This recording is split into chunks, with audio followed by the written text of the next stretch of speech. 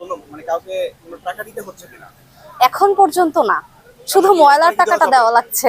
না না, ময়লা সে ক্লিন করতেছে সেটা এটার জন্য ওখানে সেটাও দেওয়া লাগতো না। এখানে যে বসতেছেন এই বসার জন্য কি কোনো টাকা দিতে হচ্ছে কিনা? আপাতত না। এরপরে কি দিতে হবে? সে বিষয়ে অ্যাডমিনরা ভালো বলতে পারবেন। আপনি তো বলছেন আপাতত না, আপাতত পরে দিতে হতে পারে। সে বিষয়ে তো আমি এখন অবগত না, তাই বলছি আর কি। যেহেতু পারমিশন নেওয়া হয়েছে সিটি কর্পোরেশন থেকে, সেহেতু দেওয়া লাগতেও পারে।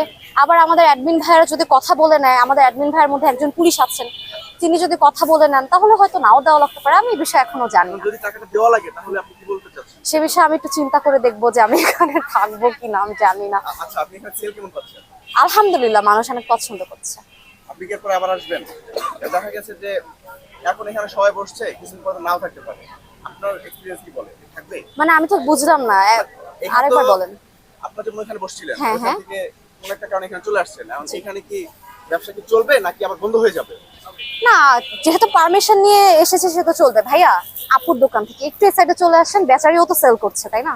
পরে আমাকে বকা দিবে। আচ্ছা আপু, ধন্যবাদ। আপনার সাথে কথা বলে ভালো লাগলো। তো আপনারা এখান থেকে যদি কেউ খেতে চায় জি। তাহলে কই আসতে হবে?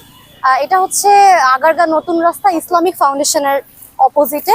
আমরা যে লেনটা, ওইটার ফুটপাতের সামনে আমরা বসেছি, ওখানে আমাদের লিগ্যাল পারমিশন দেওয়া হয়েছে। ধন্যবাদ আপু। Thank you. কথা বলে খুবই ভালো লাগলো। Thank you. আপনারা